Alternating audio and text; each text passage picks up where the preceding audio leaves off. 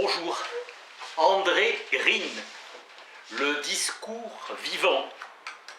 Freud conçoit l'inconscient comme lieu de représentation et d'affect. Green montre que l'affect est un élément qui s'intègre dans le discours. L'histoire de l'affect est étroitement liée à l'hystérie. Le langage permet à la charge de se débloquer et d'être vécue. La douleur est liée à l'excitation produite par effraction dans le système de protection. Ultérieurement, la douleur entraîne des opérations défensives. À la place de la perception surgit un souvenir, déguisement dans le rêve et les psychonévroses. Le cauchemar, rêve affectif par excellence, rêve chargé d'angoisse, touchant à la psychologie des névroses. Primauté de l'accomplissement du désir dans le rêve. La pulsion ne peut devenir directement objet de la conscience, la représentation. Le refoulement épargne l'existence de la représentation pourvu qu'elle reste inconsciente. L'affect est rendu inconscient. Le refoulement a inhibé la transposition de la motion pulsionnelle en affect. L'essence de l'affect est en dehors de lui. Le moi est le représentant du monde extérieur, de la réalité. Le surmoi est le représentant du monde intérieur, du ça. La demande du surmoi est la négativation de la demande du ça, soit le renoncement à l'exigence de satisfaction pulsionnelle. Les renoncements sont imposés par la réalité externe et par une censure interne. Rejet du mauvais à l'extérieur. L'affect est pris entre son anéantissement par la décharge et son nécessaire dépassement. L'affect est entre la mort biologique et la mort psychique, qui est le travail de la pensée. Freud dit que le travail de la pensée s'affranchit des restrictions du refoulement. Le désir se fait dégoût comme le plaisir déplaisir. L'affect peut être réveillé par la perception externe, comme l'évocation d'un danger issu d'une action dans le réel, ou bien par la représentation fantasme construit dans la psyché. L'insatisfaction augmente la tension interne et provoque la représentation de l'objet manquant. Freud prend conscience de l'importance de l'angoisse dans ses rapports avec le refoulement. L'angoisse est la conséquence de l'interprétation des signes de danger menaçant l'intégrité physique de l'individu. Tout signe de danger induit un état d'alerte.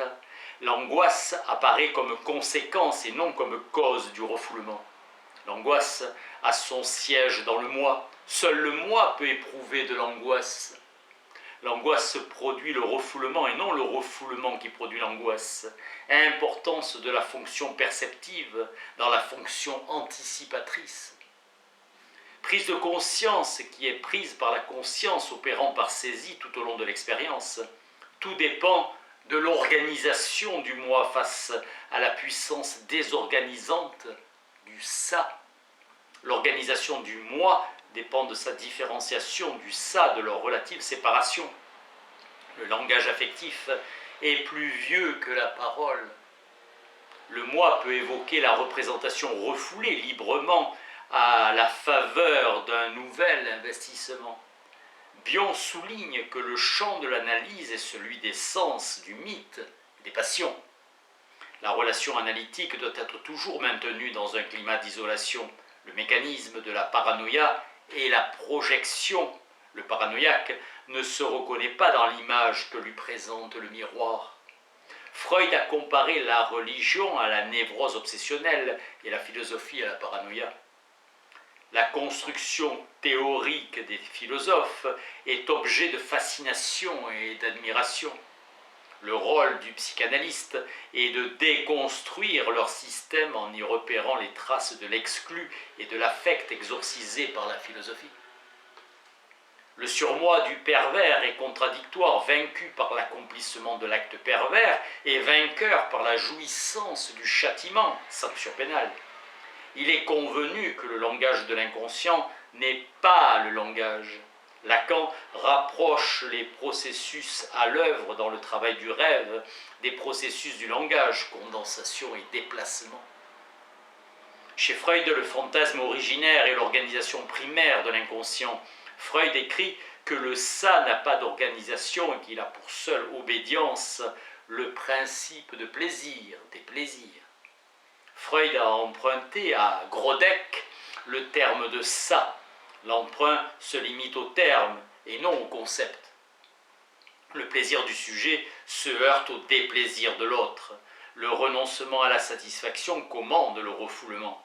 L'idéal du moi excède les possibilités du moi. Freud considère le culte des diverses religions comme un rétablissement de la puissance que leurs images ont perdue dans le réel. La religion du Père apparaît lorsque celui-ci est déchu de ses droits tout-puissants. Freud définit le moi comme un ensemble organisé. Le moment du vécu et le moment de la signification ne coïncident pas. Ce qui est signifié au moment du vécu est en souffrance en attente de signification. Le moment de la signification est toujours rétroactif. La signification est acquise quand le vécu est à jamais perdu. Le complexe d'Oedipe est voué à l'échec à cause des interdits qui en prohibent les désirs et de la prématuration sexuelle. L'affect, lorsqu'il pénètre le champ conscient, crève l'écran de la conscience s'il n'a pas été étouffé par le refoulement. L'analyse n'est pas une culture de la souffrance, mais un process qui vise à la maîtrise des affects de souffrance par un détachement à l'égard des pulsions qui en sont cause. La souffrance divise l'homme, elle active tout ce qui en lui est déjà divisé, mais elle pousse aussi au ressaisissement, au rassemblement, qui permet de trouver l'unité qui accompagne la sortie de la souffrance. Mais la division demeure. La théorie psychanalytique considère le conflit comme indépassable, mais vise à rendre son irréductibilité féconde. Quelque chose de surhumain est accompli par Moïse. C'est l'exploit psychique le plus formidable dont un homme soit capable. Vaincre sa passion au nom d'une mission à laquelle il s'est voué. L'élucidation de la notion de représentation pâtit de nos habitudes de pensée.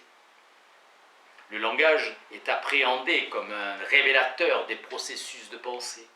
Les processus de pensée sont des déplacements d'énergie mentale, chemin vers l'action. Dans la cure psychanalytique, le détournement de l'attention et sa mise hors jeu par l'association libre amènent une libération de l'énergie. Moïse communique oralement le contenu de la loi avant que Yahvé ne l'ait déposé dans la pierre. Et c'est à sa descente du Sinaï, après l'inscription de Dieu et devant l'adoration du veau d'or, qu'il brise les tables de colère. Écouter les patients n'est pas difficile. Ce qu'il est, c'est d'aimer la vérité, comme Freud l'aimait comme un objet sexuel. Merci.